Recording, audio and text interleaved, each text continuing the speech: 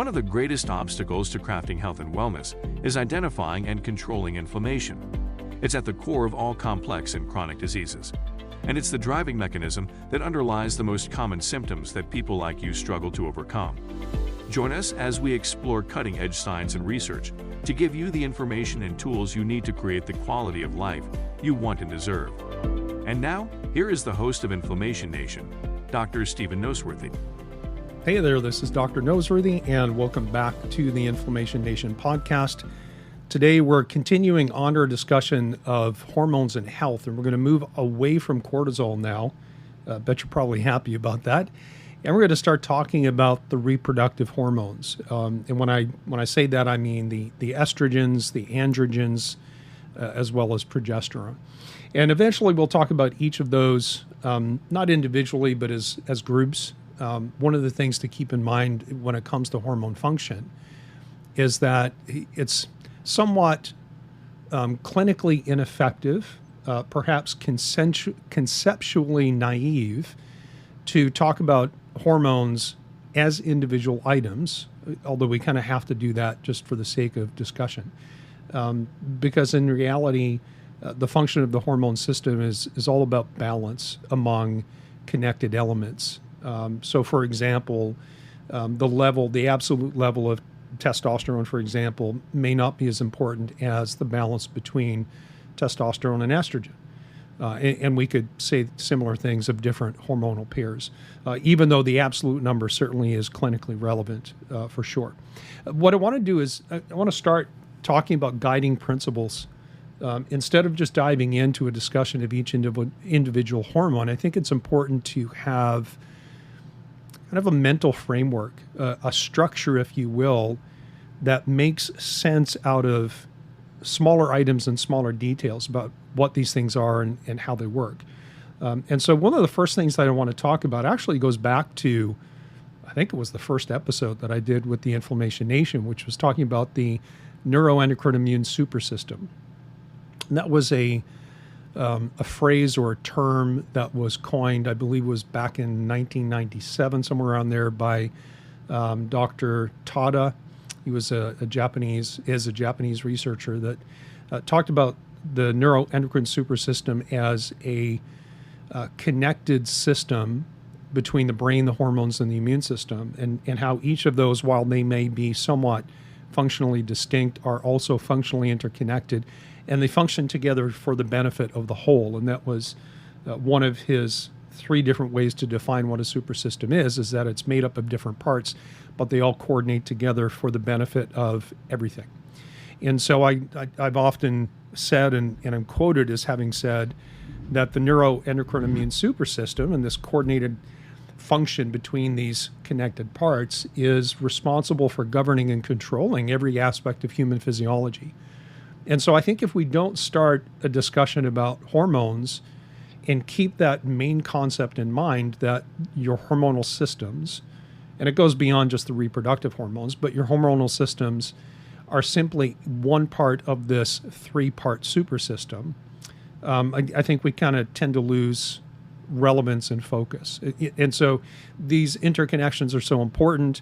We understand that the brain affects hormones, the immune system affects hormones, and hormones affect both of those as well. In fact, we have lots of evidence in the medical literature, for example, that poor brain development, brain injury or concussion, as well as neurodegeneration that we usually see in aging, has an impact on hormones, so much so that there's a tendency for these things to promote the development of things like metabolic syndrome, and can, through different mechanisms, invert male to female hormone ratios, whether we're looking at a male subject or a female subject. We also know that immune dysregulation and inflammation tends to impair the control signals that come out of the hypothalamus and the pituitary, and how that affects downstream production of hormones from your reproductive organs, male or female. We also know that inflammation and immune dysregulation can shift hormone processing. We talked about that in a little bit more detail when we talked about the thyroid, but also the relative balance of free versus protein-bound hormone fractions. And it's probably a good time to remind you that all hormones exist in one of two states in the body. They're either bound to a carrier protein or they're not. And those that are not, what we call the free fraction, are those that are biologically active. A protein-bound hormone cannot bind to a hormone receptor to do something. So it has to be free fraction and liberated from that carrier protein. And from a percentage standpoint, the vast majority of all hormones are bound to proteins. We're talking 99+% of all hormones are not free fraction, and most of the hormones in circulation, including estrogen, progesterone, and testosterone, are biologically inactive. And that's actually a good thing, because if we even doubled the amount of free fraction hormones that we have in circulation, we would have a tremendous impact on functionality. Or to say it the other way, if we cut our free fraction hormones by half, we'd have a tremendous impact on functionality. And so having less than 1%, sometimes less than 0.1% of hormones in the free fraction biologically active state is actually a protective mechanism. It's a way that we protect our systems from driving resistance patterns and getting overstimulated and causing all kinds of nonsense. The other thing that immune dysregulation and inflammation tends to impair is the proteomic response, and that's the cellular response to the hormones. Remember, all hormones work on the same mechanism, which is this lock and key concept. So hormones have to plug into a receptor site, just like you would stick a key into a lock. And as long as you have the right key going into the right lock and you can turn it and change the lock mechanism, then something happens. And inflammation and immune dysregulation can actually change how your cells work or how they respond to hormones, even though your hormone levels might be normal. So it's quite possible to have hormonal type symptoms yet still have completely normal hormone values. And there's a couple of different ways that we can get to that same place. But that concept of resistance is not unique to, for example, insulin. With insulin resistance, it is a feature or a potential feature of any hormonal system, including the reproductive hormones. Pardon me. And so we can say, like, that's just a very brief outline of how the brain and the immune system can affect hormonal systems. But, you know, the reverse is also true, because these are interconnected systems. We know that hormone deficits or imbalances, if we have those, we tend to get bad brains, or we can get poor immune function, because immune cells also respond to hormones. And certain hormones, for example, like estrogen, can have some anti-inflammatory impacts. And so if we're estrogen deficient, men or women, but we usually see this in women, we tend to get pro-inflammatory symptomatology. And that's just kind of the way the system is designed. Just a couple more details or examples. The major neural pathways rely on, let's call them dominant hormone profiles for optimal function. And what that means is, again, for example, male brains tend to like an androgen dominance environment where there's more male type hormones than female type hormones. And even calling testosterone a male hormone or an estrogen a female hormone is a little bit of a misnomer, because men have estrogen, women have testosterone and other androgens. But it's just because higher estrogen, we see that in women, higher testosterone and androgens, we see that in men. And if men get high estrogen or women get high androgens, then that tends to mess things up.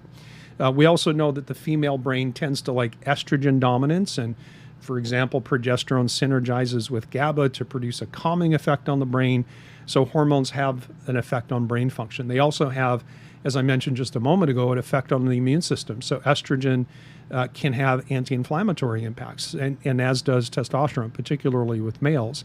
And so when a woman goes through menopause, and she loses control over estrogen, it begins to fluctuate. When it goes down, she tends to get inflammatory symptoms. And we can say the same thing with men who go through andropause, or what's commonly called menopause, where androgen levels go down, and again, all kinds of things tend to go sideways. But as I mentioned just a moment ago, when it comes to hormones, it's really all about balance and synergy, and the hormone's role in participating as part of that neuroendocrine immune super system. Hi there, it's Dr. Noseworthy. I want to extend my appreciation to all of you in the Inflammation Nation who have helped my podcast become a great success in these first few months. I truly appreciate you. Also wanted to let you know about my brand new do-it-yourself online program called the 5-Step Gut Protocol. I designed this program for people who want to take charge of their own health and stop waiting around for someone else to tell them what to do. I've combined old naturopathic principles with cutting-edge research to create a truly unique program that will help you construct your own gut protocol. If you've ever wondered if you have gut infections, a leaky gut, or a bad microbiome, then this program will walk you through the steps to figure that out and gives you the tools that you need to formulate a practical strategy to help make things better. I guarantee at the end of this course you'll know more about your gut than your doctor does, and you will feel confident that you know how to address your unique situation. You can check it out at my website at www.drnoseworthy.com. That's drnoseworthy.com. And just look for the tab at the top that says The Programs. Thanks for listening. And to be honest, it's pretty complex. Now, you can simplify it, of course, but focusing on one hormone and what it does by itself in isolation is an inefficient way to view things. And it's sometimes unpredictable how adding a hormone into a biological environment, you don't always know or can't always predict exactly how that's going to pan out. For example, if we have a male who is low on testosterone and is what we call an aromatizer, where testosterone easily converts into estrogen, and there is an enzyme called aromatase that governs that. If a man goes into a hormone clinic, for example, and complains of low testosterone, and they measure testosterone and it is indeed low, but they don't look at it in the context of the entire system, and they don't realize that that man tends to convert testosterone into estrogen, adding more testosterone typically gives maybe a 2 to 3 week reprieve of symptoms as the testosterone levels come up. But the dominant physiology in the biological terrain always wins, which means that guy is just going to take the extra testosterone and make more estrogen, and you just end up in the same place where the relative balance between estrogen and testosterone is out of balance, and that's where a lot of the symptomatology are coming from. And so again, focusing on one hormone by itself is really not an efficient way to look at things. If you've been listening, you did listen to the several different episodes we had on cortisol and adrenal dysfunction. When reproductive hormones are out of balance, it's always secondary to something else. Even if you have a glandular issue, for example, an autoimmunity where your immune system is attacking ovaries if you're a woman or testes if you're a man, and you have a result of, the result is low estrogen, progesterone, low testosterone, because the gland is failing, it's still secondary to the autoimmunity. And so even primary hypogonadism, which is where the gland itself is failing to produce the hormones that it's responsible for, that is always secondary to something else. So nevertheless, that's just kind of the way we have to look at things, just to make sure that we can sort out data and information and come to some kind of a logical conclusion. And this is very important to understand, because jumping into hormone replacement without asking the question what went wrong and where is really kind of putting the cart before the horse. Now, I'm certainly not against hormone replacement therapy when it's necessary. I'm not against it at all. But I find that in today's world, and it's been this way for quite a long time, docs or practitioners are far too eager to jump into hormone replacement, just simply because it's an easy and a quick solution, and it's not as complex or time-consuming as really trying to figure out what the issue is and what the problem is. And in many cases, fixing the foundation of hormonal balance and control actually not only resolves the problem, reduces and alleviates the symptoms, but avoids the potential downsides of hormone replacement therapy. And all therapies in that realm have some potential downsides, particularly if someone actually doesn't need the hormone replacement to begin with. We'll come back and we'll talk about some other aspects of that concept, probably in a second episode. So having said that, said a moment ago, I'm not against hormonal replacement therapy just kind of as a carte blanche attitude. I think sometimes hormone replacement is the best intervention. But how do you get to the point where you understand that it really is? And what process have you gone through before you make that decision? Should I take hormones or should I not take hormones?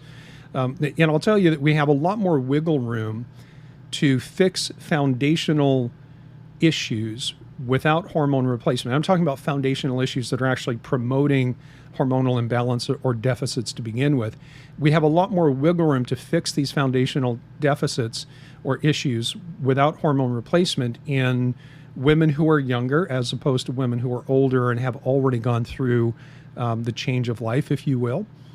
We also have more wiggle room to fix foundational issues and to resolve hormone problems in men compared to women, just simply because male hormonal systems are far less complex than female hormonal systems, especially if we're dealing with a woman who's in her reproductive years and still has her menstrual period.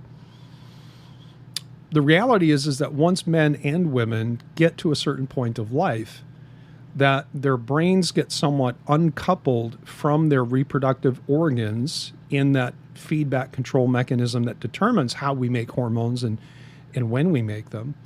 And so as we age, we tend to lose that coordination between the brain and the reproductive organs to the point where if it stays that way long enough or has shifted far enough from when we did have established control of that feedback mechanism, sometimes those things don't ever come back. In fact, we see quite often with women who have been on birth control pills and they come off them and they might still be well into their reproductive years.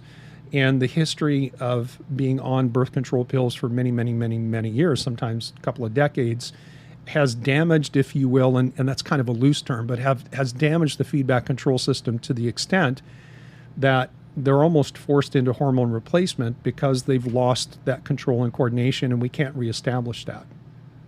And that's not true for every woman. Clearly, there are some women that can take the birth control pill and come off it and have normal cycles right away. Sometimes it takes a few months for things to kick back into rhythm and back into gear again. But for some people, it never comes back. And that would be unique to them. And it's not something that we can predict, unfortunately.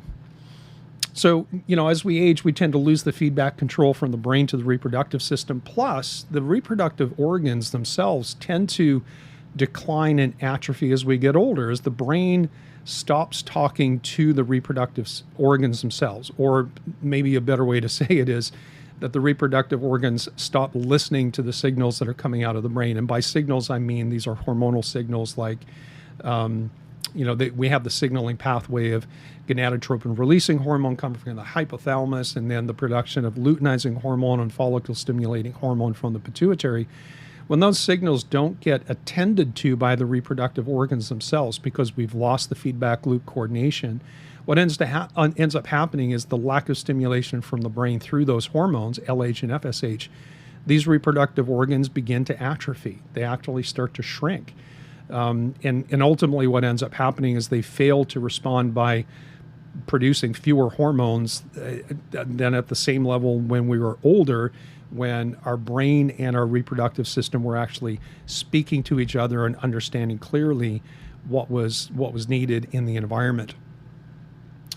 And so let me just say one more thing in terms of guiding principles, and I'll call this episode a wrap. And I'll save diving into a little bit more detailed and granular information for the next episode. Is, when I advocate, or whether I advocate hormone replacement for somebody, it's going to depend on a couple of things. And understand that with, as a chiropractor and an expert in functional medicine, I do not prescribe hormones. That's a pharmaceutical thing. That's up to MDs, DOs, nurse practitioners, and so on. But there's a lot of things that can happen that can change the reality of hormone balance or hormone symptomatology without resorting to pharmaceuticals. And I tend to believe that if you don't have to go on medications, including hormones, you probably shouldn't, because if you do without doing your due diligence and understanding what the root causes are, if you have the opportunity to fix foundational issues that are creating or promoting your hormonal balance, you should probably do that.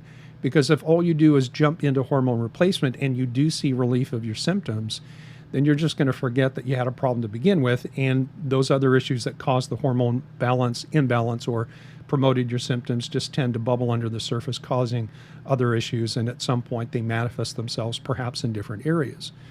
And we'll get to the point where we talk about these foundational items. I'll probably do that in the next episode, where we kind of break it down and talk about the 5 pillars, if you will, of hormone balance and control, just so that you get a sense of how real and how practical and how common these problems are, and to give you some hope in the fact that, yeah, maybe for you, if you stabilize your blood sugar and fix your inflammatory issue, maybe your hormones will start to rebalance themselves.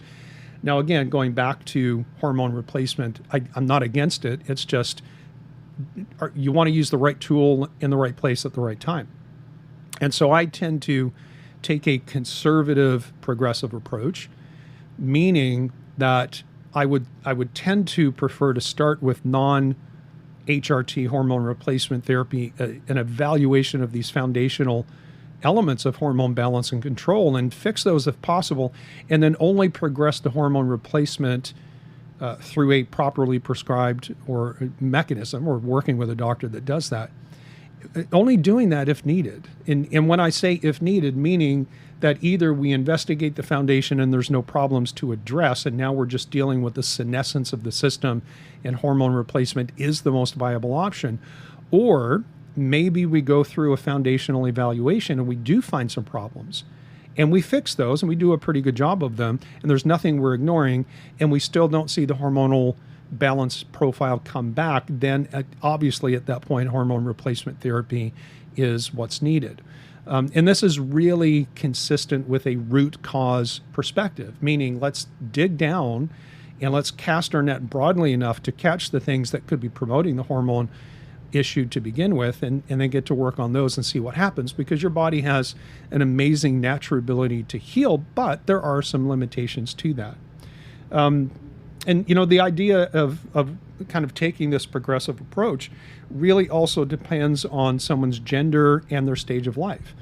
For example, if someone comes to me and, you know, maybe I take them on as a one-on-one coaching client, and then, you know, I'm dealing with let's say a 62-year-old female who has been menopausal for 20 years, 25 or 15 years, somewhere around there. I'm far less likely to say, hey, we can probably fix this without hormone replacement, than if I'm dealing with a 28-year-old female who's not gone through early menopause and really has these foundational issues that we can fix with a great likelihood of things coming back online, because she's still in her reproductive years, and that's what her body wants to do. It wants to produce hormones in the right amount at the right time of the day, of the week, of the month. That's what her body wants to do, and we can do a lot of things to help assist that recalibrate. I'm also more likely to suggest to a man than a woman that we can probably reboot the system and get things working again, but it just all depends again. Or am I talking about a 32-year-old man who has hormonal issues because of stress and bad lifestyle that we can fix, or am I dealing with a 75-year-old man who has already had testicular atrophy and it's just part of the natural aging process? So gender and stage of life is also important. But the final thing that really determines whether I advocate for taking a foundational approach first versus jumping into hormone replacement is really the value system of my clients. Meaning, what do they want? What do they think is most important? And how fast do they want, or do they need something to change? Because, you know, hormonal imbalances, like everything else, come in different flavors and varieties, and there's a scale and a spectrum in terms of how badly those things are impacting somebody's life. And if somebody is absolutely suffering and they're absolutely desperate, and maybe they've seen a bunch of other clinicians and really have had no luck in terms of finding solutions, I might be more inclined for that person to say, hey, listen, why don't we start with hormone replacement, the lowest level we can get away with, while we're doing our diligence and looking at foundational issues, because something needs to change very quickly. But a lot of my clients, the people in my one-on-one coaching programs, they come to me because they want natural solutions. You know, they're willing to do hormones if that's what's required, but what they want is someone like me to dig into their history, dig into their metabolic environment and terrain, and figure out or help them figure out, do I need replacement, or are there things I can do to get my system to recalibrate and do what it's supposed to do? And so let me just kind of review that, kind of the 3 rules that I use for myself as to whether or not I advocate for a foundational approach versus jumping into hormone replacement. Number 1 is I, as a clinician, tend to prefer root cause perspective and evaluation. If there's a problem we can fix to let your body do what it's designed to do, let's do those things first, and then we can decide if hormone replacement is a good option after that. Let's look at your gender, let's look at your stage of life and kind of put you into that scale and see what that tells us. And then ultimately I want to ask them, after I explain these things to them, like, what's important to you? Is it important for you to try to let your body rebalance on its own, or do you not really care? Do you just need some relief now, which is not something a natural process is going to give you? If we go through this foundational approach, it's not like I can bring relief to somebody in a period of days, certainly not even weeks, and it could take months as we go through the process. And that will, I think, become more clear in the next episode when we talk about the actual 5 pillars of hormone balance and control. So let's leave that conversation for the next episode of the Inflammation Nation. Thank you so much for listening to the Inflammation Nation. If you found this episode valuable, please rate, review, and subscribe to our podcast. Be the first to know when a new episode drops so that you can stay on top of your game. It also helps others like you find the answers they need. And why not head over to my main website, drnoseworthy.com, that's drnoseworthy.com, to explore my personalized functional medicine coaching programs, submit a question to the podcast, maybe take a quiz, or even reach out to me using the contact form that you can find there. We'll see you next time.